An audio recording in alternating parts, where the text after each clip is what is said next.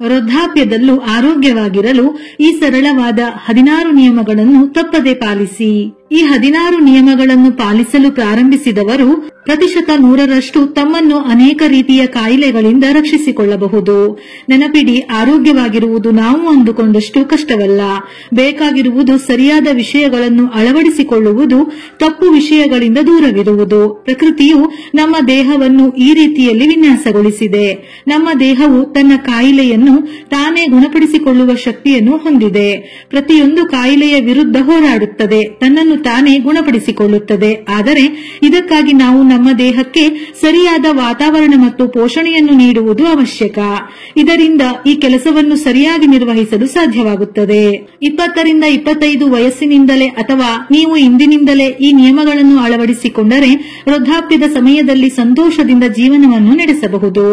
ಬೆಳಿಗ್ಗೆ ಎದ್ದ ತಕ್ಷಣ 1 ಲೋಟ ಬೆಚ್ಚಗಿನ ನೀರನ್ನು ತಪ್ಪದೇ ಕುಡಿಯಬೇಕು. ಬೆಳಿಗ್ಗೆ ಎದ್ದ ತಕ್ಷಣ ಮುಖವನ್ನು ತಣ್ಣೀರಿನಿಂದ ತೊಳೆಯಬೇಕು.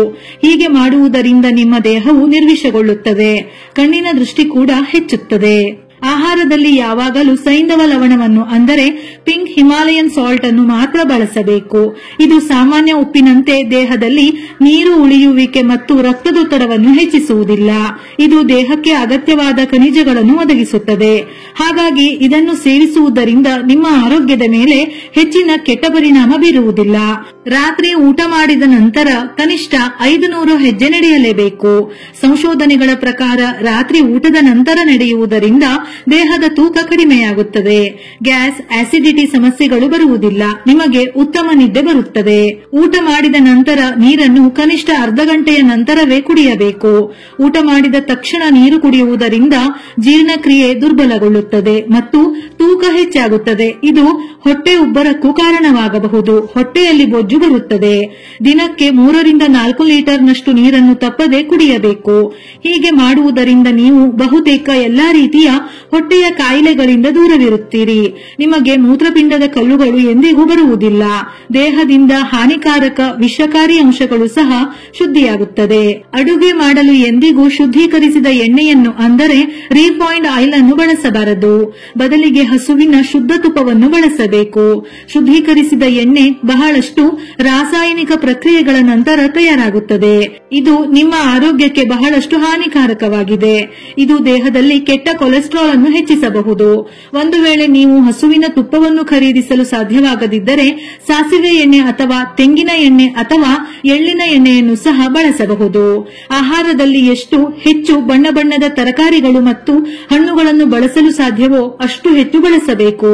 ಇದರಿಂದ ನಿಮಗೆ ಬಹಳಷ್ಟು ವಿಟಮಿನ್ಗಳು, ಖನಿಜಗಳು ಮತ್ತು ಪ್ರೋಟೀನ್ಗಳು ದೊರೆಯುತ್ತವೆ. ಇದು ನಿಮ್ಮ ಆರೋಗ್ಯಕ್ಕೆ ಪ್ರಯೋಜನಕಾರಿಯಾಗಿದೆ. ಪ್ರತಿ ಊಟದಲ್ಲೂ ಕನಿಷ್ಠ 3 ರಿಂದ 4 ರೀತಿಯ ತರಕಾರಿಗಳಿದ್ದರೆ ಒಳ್ಳೆಯದು. ಹಾಗೆಯೇ ದಿನದಲ್ಲಿ ಹಣ್ಣುಗಳನ್ನು ತಿನ್ನಲು ಸಹ ಪ್ರಯತ್ನಿಸಿ. ಆಹಾರದಲ್ಲಿ ಬಿಳಿ ಬಣ್ಣದ ವಸ್ತುಗಳಿಂದ ದೂರವಿರಬೇಕು. ಅಂದರೆ ಬಿಳಿ ಸಕ್ಕರೆ, ಬಿಳಿ ಉಪ್ಪು, ಬಿಳಿ ಅಕ್ಕಿ ಮತ್ತು ಮೈದಾ ಹಿಟ್ಟು ಇಂತಹ ಬಿಳಿ ಬಣ್ಣದ ವಸ್ತುಗಳು ಕ್ಯಾಲೋರಿಗಳಿಂದ ತುಂಬಿರುತ್ತದೆ. ಇವುಗಳಲ್ಲಿ ನಾರಿನಂಶ ಬಹಳ ಕಡಿಮೆ ಇರುತ್ತದೆ. ಆದ್ದರಿಂದ ಇವುಗಳನ್ನು ಸೇವಿಸುವುದರಿಂದ ನಿಮಗೆ ಬೊಜ್ಜಿನ ಸಮಸ್ಯೆ, ಮಲಬದ್ಧತೆ ಉಂಟಾಗಬಹುದು. ದೇಹಕ್ಕೆ ಹೆಚ್ಚಿನ ಪೋಷಕಾಂಶಗಳು ಸಿಗುವುದಿಲ್ಲ. ಇವೆಲ್ಲವೂ ಹಾನಿಕಾರಕವಾಗಿದೆ. ಇವುಗಳು ರಕ್ತದಲ್ಲಿನ ಸಕ್ಕರೆ ಮಟ್ಟವನ್ನು ಸಹ ತ್ವರಿತವಾಗಿ ಹೆಚ್ಚಿಸಬಹುದು. ರಾತ್ರಿ ಊಟದಲ್ಲಿ ನೀವು ಎಂದಿಗೂ ಮೊಸರು, ರಾಜ್ಮಾ ತಿನ್ನಬಾರದು. ಇದರ ಜೊತೆಯಲ್ಲಿ ರಾತ್ರಿ ಅನ್ನ ತಿನ್ನದೇ ಇದ್ದರೆ ಬಹಳ ಒಳ್ಳೆಯದು. ಇಲ್ಲವೆಂದರೆ ಕಡಿಮೆ ಪ್ರಮಾಣದಲ್ಲಿ ಸೇವಿಸಬೇಕು. ಆಯುರ್ವೇದದ ಪ್ರಕಾರ ರಾತ್ರಿ ಈ ವಸ್ತುಗಳನ್ನು ತಿನ್ನುವುದರಿಂದ ಹೊಟ್ಟೆಯಲ್ಲಿ ಗ್ಯಾಸ್, ಆಸಿಡಿಟಿ ಉಂಟಾಗುತ್ತದೆ. ತೂಕ ಹೆಚ್ಚಾಗುವ ಸಮಸ್ಯೆ ಪ್ರಾರಂಭವಾಗುತ್ತದೆ. ಆದ್ದರಿಂದ ಈ ವಸ್ತುಗಳನ್ನು ನೀವು ತಿನ್ನಬೇಕಿದ್ದರೆ ಯಾವಾಗಲೂ ಹಗಲಿನಲ್ಲಿ ಮಾತ್ರ ತಿನ್ನಬೇಕು. ರಾತ್ರಿಯ ಊಟವು ಎಂದಿಗೂ ಹಗೂರವಾಗಿರುವುದು ಉತ್ತಮ. ಬೆಳಿಗ್ಗೆ ಖಾಲಿ ಹೊಟ್ಟೆಯಲ್ಲಿ ಚಹಾ ಮತ್ತು ಕಾಫಿಯನ್ನು ಎಂದಿಗೂ ಕುಡಿಯಬಾರದು. ಇದರಿಂದ ಹೊಟ್ಟೆಯಲ್ಲಿ ಆಮ್ಲ ಅಥವಾ ಗ್ಯಾಸ್ ಹೆಚ್ಚು ಉತ್ಪತ್ತಿಯಾಗುತ್ತದೆ. ಹಸಿವು ಕಡಿಮೆಯಾಗುತ್ತದೆ. ಒಂದು ವೇಳೆ ಬೆಳಿಗ್ಗೆ ನಿಮಗೆ ಚಹಾ ಕುಡಿಯಲೇಬೇಕಿದ್ದರೆ ಯಾವಾಗಲೂ ಬೆಳಿಗ್ಗೆ ಏನಾದರೂ ಹಗೂರವಾದ ತಿಂಡಿಯನ್ನು ಮೊದಲು ತಿಂದು ನಂತರ ನೀವು ಚಹಾ ಅಥವಾ ಕಾಫಿಯನ್ನು ಕುಡಿಯಿರಿ. ರಾತ್ರಿ ಎಂದಿಗೂ ಭಾರವಾದ ಊಟವನ್ನು ಮಾಡಬಾರದು. ಹೀಗೆ ಮಾಡುವುದರಿಂದ ತೂಕ ಬಹಳ ವೇಗವಾಗಿ ಹೆಚ್ಚಾಗುತ್ತದೆ. ನಮ್ಮ ಚಯಾಪಚಯ ಕ್ರಿಯೆ ನಿಧಾನವಾಗುತ್ತದೆ. ಮಧುಮೇಹ, ಕೊಲೆಸ್ಟ್ರಾಲ್ ಮತ್ತು ಹೃದಯಘಾತದ ಅಪಾಯವು ಹೆಚ್ಚಾಗುತ್ತದೆ. ರಾತ್ರಿ ಬೇಗನೆ ಊಟ ಮುಗಿಸುವುದು ಉತ್ತಮ. ಪ್ರತಿದಿನ ಒಂದು ಸೇಬು ಹಣ್ಣನ್ನು ತಪ್ಪದೆ ತಿನ್ನಬೇಕು. ಪ್ರತಿದಿನ ಒಂದು ಸೇಬು ಹಣ್ಣನ್ನು ತಿನ್ನುವುದರಿಂದ ವೈದ್ಯರಿಂದ ದೂರವಿರಬಹುದು. ಸೇಬು ಹಣ್ಣಿನಲ್ಲಿ ಫೈಬರ್ ಮತ್ತು ಆಂಟಿ ಆಕ್ಸಿಡೆಂಟ್ಗಳು ಸಮೃದ್ಧವಾಗಿದೆ. ಸೇಬು ಹಣ್ಣು ದುಬಾರಿ ಎಂದು ನೀವು ಯೋಚಿಸಬಹುದು. ಆದರೆ ಆರೋಗ್ಯ ಒಮ್ಮೆ ಹಾಳಾದರೆ ವೈದ್ಯರಿಗೆ ಕೊಡುವ ದುಡ್ಡು ಔಷಧಿಗಳಿಗೆ ಸುರಿಯುವ ದುಡ್ಡಿನ ಜೊತೆ ಅನುಭವಿಸುವುದರ ಬದಲು ಕನಿಷ್ಠ ವಾರಕ್ಕೆ 4 ರಿಂದ 5 ದಿನವಾದರೂ ತಿನ್ನುವುದು ಒಳ್ಳೆಯದು. ಪ್ರತಿದಿನ 10,000 ಹೆಜ್ಜೆ ನಡೆಯುವ ಗುರಿಯನ್ನು ಹೊಂದಬೇಕು. ಇತ್ತೀಚಿನ ದಿನಗಳಲ್ಲಿ ನಮ್ಮೆಲ್ಲರ ಬಳಿಯೂ ಸ್ಮಾರ್ಟ್ ಫೋನ್ಗಳಿವೆ. ಆದ್ದರಿಂದ ಪ್ರತಿಯೊಂದು ಸ್ಮಾರ್ಟ್ ಫೋನ್ನಲ್ಲಿ ನಿಮ್ಮ ಹೆಜ್ಜೆಗಳನ್ನು ಟ್ರ್ಯಾಕ್ ಮಾಡುವ ಯಾವುದಾದರೂ ಅಪ್ಲಿಕೇಶನ್ ಖಂಡಿತ ಸಿಗುತ್ತದೆ. ಈ ಹೆಜ್ಜೆಗಳ ಮೂಲಕ ನೀವು ಪ್ರತಿದಿನ ಕನಿಷ್ಠ 10,000ಗಳಷ್ಟು ಹೆಜ್ಜೆ ನಡೆಯುತ್ತಿದ್ದೀರಾ ಎಂದು ಖಚಿತಪಡಿಸಿಕೊಳ್ಳಿ. ಪ್ರಾರಂಭದಲ್ಲಿ ಅಷ್ಟು ನಡೆಯಲು ಸಾಧ್ಯವಿಲ್ಲ. ಹಾಗಾಗಿ 1,000 ಅಥವಾ 2,000 ಹೆಜ್ಜೆಯಿಂದ ಪ್ರಾರಂಭಿಸಿ ನಿಧಾನವಾಗಿ ಹೆಚ್ಚಿಸಬೇಕು. ಕಾಲ್ನಡಿಗೆ ಆರೋಗ್ಯಕ್ಕೆ ಅತ್ಯುತ್ತಮ ಸುಲಭವಾದ ವ್ಯಾಯಾಮವಾಗಿದೆ.